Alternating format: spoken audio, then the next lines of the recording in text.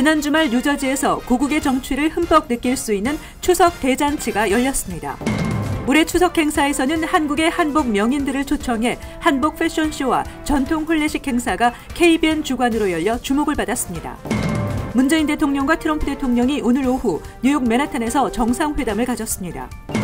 연방검찰이 원정 출산을 위해 허위로 비자를 취득하는 행위를 비자 사기로 단속 처벌하겠다고 밝혔습니다. 전자담배로 인한 폐 질환자가 전국적으로 500명을 돌파하고 사망자가 8명으로 늘어났습니다. 이상은 이 시각 주요 뉴스입니다. 시청자 여러분 안녕하십니까? KBN 뉴스입니다.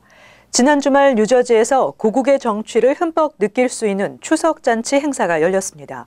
화창한 날씨 가운데 한인들은 물론 타민족까지 한국의 전통 문화를 느끼기에 충분했습니다.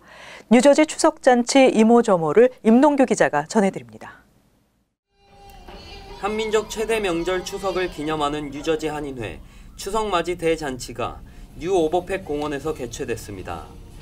올해로 18회를 맞이한 추석 대잔치는 한국의 전통 문화를 체험할 수 있는 다양한 이벤트와 풍성한 먹거리가 어우러져 추석의 정취를 더했습니다. 특히 올해 행사에는 중국, 필리핀, 인도 등 타민족의 전통 무용 공연도 더해져 다양한 볼거리를 제공했습니다.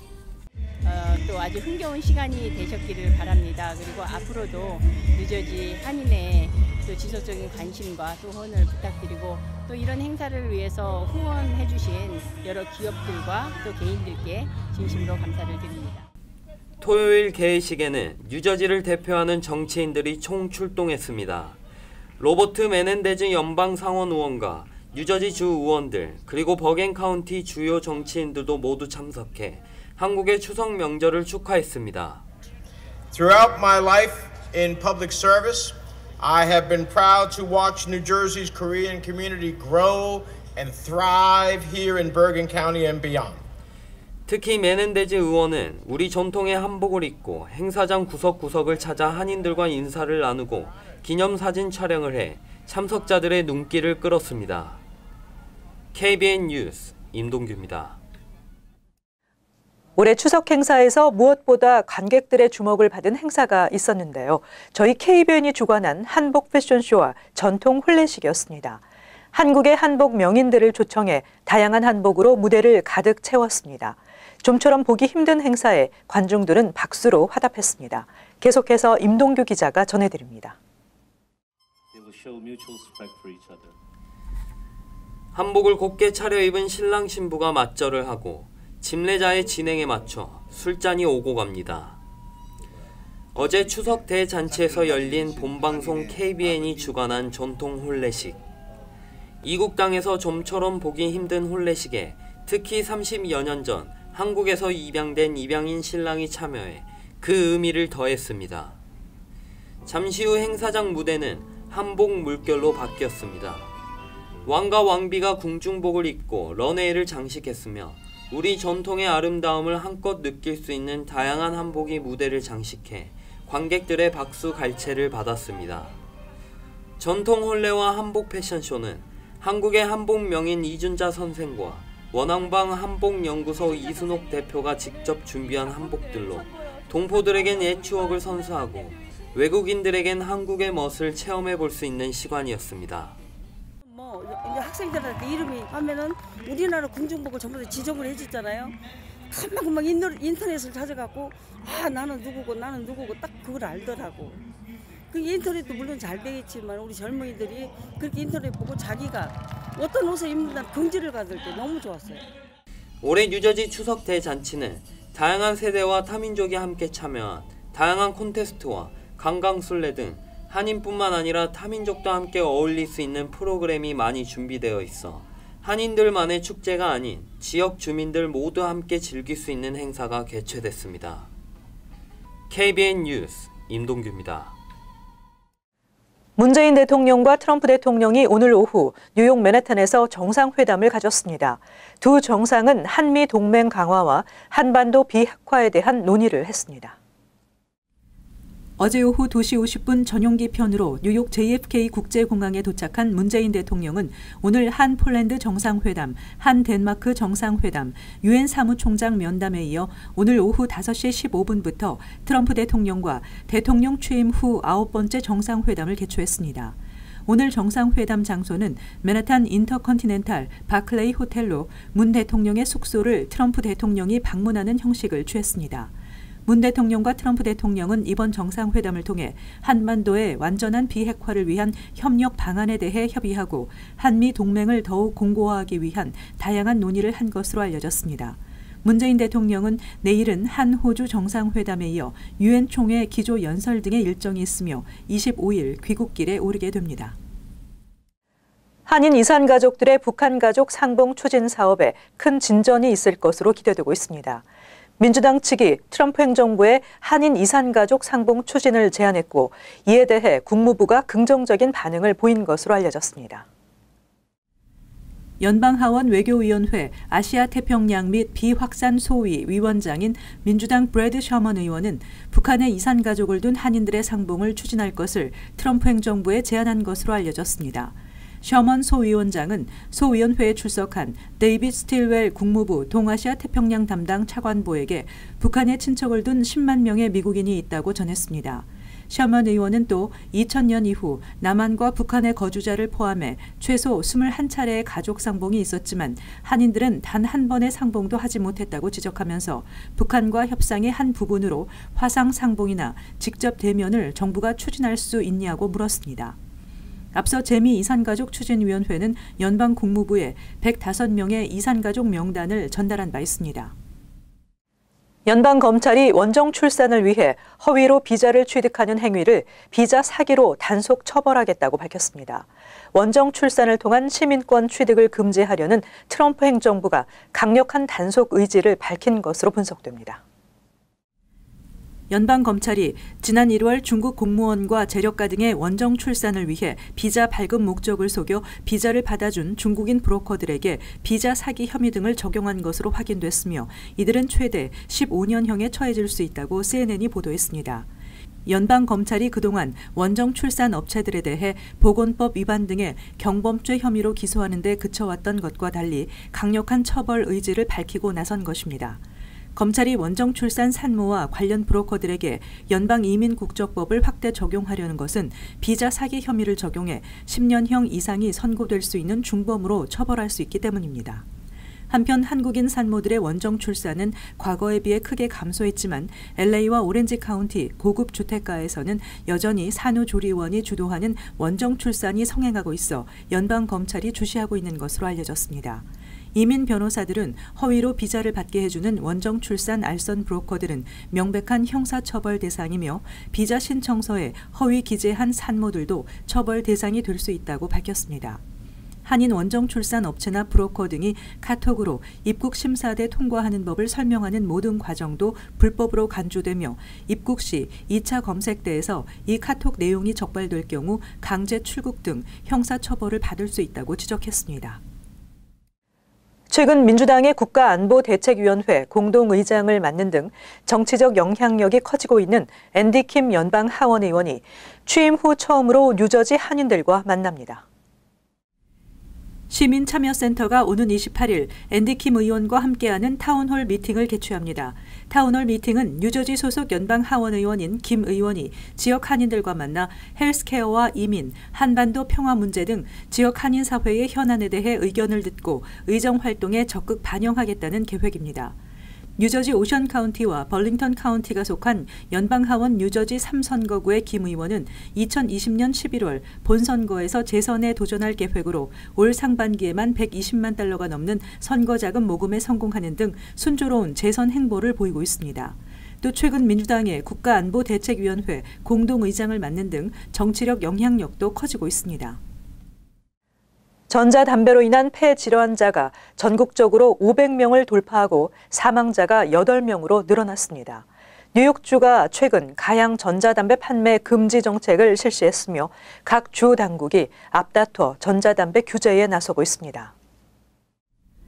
질병예방통제센터에 따르면 전자담배가 원인으로 의심되는 폐질환 환자 중 확진자만 530명을 기록해 일주일 전 380명보다 39.5%가량 증가했습니다.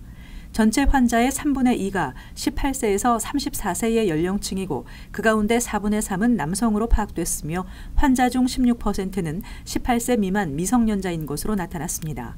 사망자도 지난주 미주리주에서 1명이 추가되면서 지금까지 모두 8명이 전자담배로 인해 목숨을 잃은 것으로 집계됐습니다. 전자담배의 유해성 문제가 심각하게 대두되자 트럼프 대통령도 지난주 가양 전자담배가 청소년들에게 너무 유혹적이라며 곧 판매 금지시키겠다고 발표한 바 있습니다. 뉴욕주를 비롯한 각 주 당국들은 가양 전자담배 판매 금지 정책을 실시하는 등 규제에 나서고 있습니다.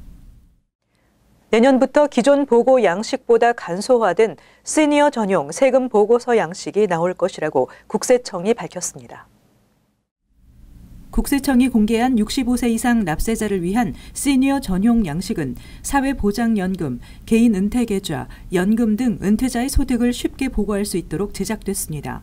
또 글자 크기를 확대하고 명암을 명확하게 해 기재해야 할 내용을 한눈에 구분할 수 있도록 했으며 표준 공제도 신규 양식에 포함시켜 별도로 찾아야 했던 번거로움도 없앴습니다. 국세청은 새 양식이 편리하게 제작돼 시니어 납세자들도 혼자 세금 보고를 마칠 수 있을 것이라며 전체 납세자 1억 5천만 명 가운데 10%인 1,500만 명이 새 세금 보고 양식의 혜택을 볼 것이라고 밝혔습니다. 전국은퇴자협회는 소득이 있는 시니어들이 어려움 없이 세금 보고를 할 수 있게 됐으며 부양자가 있는 시니어들의 세금 크레딧을 신청할 수 있도록 구성되어 있는 장점이 있다고 밝혔습니다. 한편 자영업을 하는 시니어들은 기존 소득세 신고 양식을 그대로 사용해야 한다는 것과 자선단체 기부나 지방세 등 항목별 공제를 하려는 시니어 역시 이 양식의 사용이 불가능하다는 점은 수정돼야 할 사항이라는 지적입니다. 뉴욕주 주류국과 차량국은 새학기를 맞아 주 전역의 대학가를 중심으로 대대적인 미성년자 음주 단속을 실시합니다. 앤드루 쿠오모 뉴욕 주지사는 오늘 대학 개강과 함께 미성년자 대학생들의 음주로 인한 사건 사고를 예방하기 위해 리커스토어는 물론 식당, 주점, 그로서리 스토어 등 술을 취급하는 모든 업소를 단속한다고 밝혔습니다. 이번 단속은 주 전역의 대학가를 중심으로 가짜 신분증 단속과 미성년자 음주 예방 캠페인으로 전개됩니다. 주지사실에 따르면 단속반이 지난해 12월 21세 미만의 미성년 음주자들에 대한 단속을 벌인 결과 862장의 가짜 신분증을 압수했고 818명을 체포했습니다. 뉴욕주는 올 5월에도 모두 647개 업소에 대한 단속을 펼쳐 가짜 신분증을 소지한 112명을 체포했으며 미성년자에게 술을 판매한 업소 184군데를 적발했습니다. 뉴욕주에 따르면 매년 미 전국에서 약 1,800명의 대학생들이 음주로 인해 사망하고 69만 6천여 명은 술로 인해 폭행 사고를 당하며 9만 7천 명에 달하는 학생들이 음주에 따른 성폭행 피해를 입고 있는 것으로 추산되고 있습니다. 뉴욕주에서 21세 미만 청소년들에게 술을 판매하다 적발될 경우 민사제재금으로 최고 $10,000가 부과되고 최초 적발 시 벌금으로 $2,500에서 $3,000가 별도 부과되며 재적발 시에는 주류 판매 라이센스 정지나 박탈 조치를 당할 수 있습니다.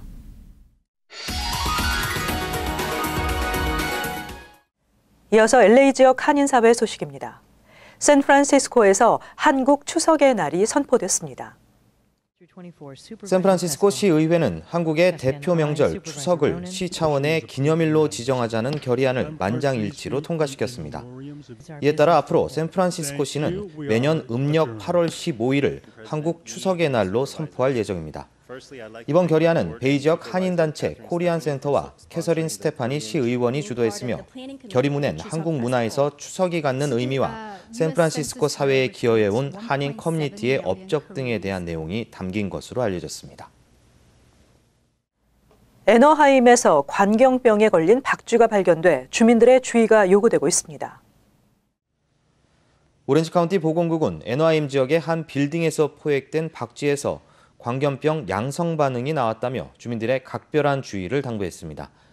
이어 보건당국은 광견병은 감염될 경우 치사율이 100%일 정도로 치명적인 질병이지만 예방이 가능하다며 박쥐와 신체적으로 접촉했거나 물렸을 경우 즉시 병원에서 치료를 받아야 한다고 강조했습니다. 또 애완동물 역시 전염될 수 있는 만큼 애완동물이 박쥐와 접촉했다면 그 즉시 동물병원으로 데려가야 한다고 덧붙였습니다. 이어서 간추린 소식입니다. 뉴욕주의회가 고스트건의 부품 소유를 금지하는 방안을 추진합니다. 법안에 따르면 고스트건 부품을 유통하다 적발될 경우 클래스 2에 해당하는 중범죄로 처벌받게 됩니다. 고스트건은 일반 총기 구매 시 요구되는 범죄 전력 조회를 거치지 않는 데다 1년 번호도 없기 때문에 존재 여부는 물론 관리나 추적이 불가능해 범죄 전과자들의 총기 소유의 통로가 되고 있습니다. 뉴욕시 법원은 최근 퀸즈 리지우드의 건물주가 체류 신분을 근거로 세입자를 차별했다며 17,000달러의 벌금을 납부할 것을 권고했다고 CNN이 보도했습니다. 소장에 따르면 건물주는 세입자에게 불법 체류자라는 것을 이민세관 단속국에 신고하겠다고 협박하는 내용이 담긴 문자 메시지를 보냈습니다. 뉴욕시 인권국에 따르면 건물주에게 벌금을 부과한 것은 이번이 처음입니다.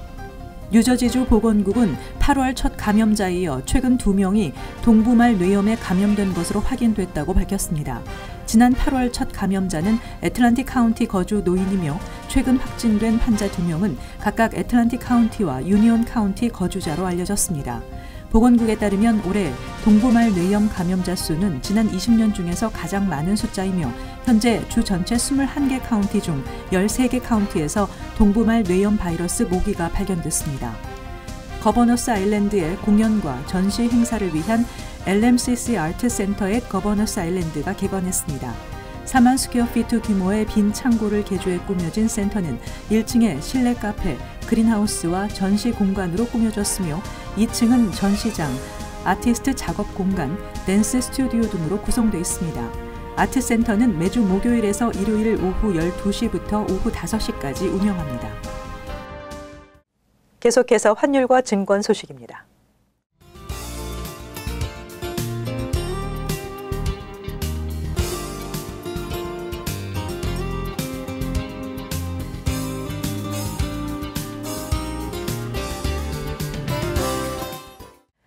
끝으로 날씨 전해드립니다. 화요일 곳에 따라 맑겠고 낮 최고 기온은 78도, 섭씨 영상 26도, 밤 최저 기온은 57도, 섭씨 영상 14도 예상됩니다. 수요일 맑겠습니다. 월요일 대체로 맑겠습니다. 이상으로 KBN 뉴스를 마칩니다. 시청해주신 여러분 고맙습니다.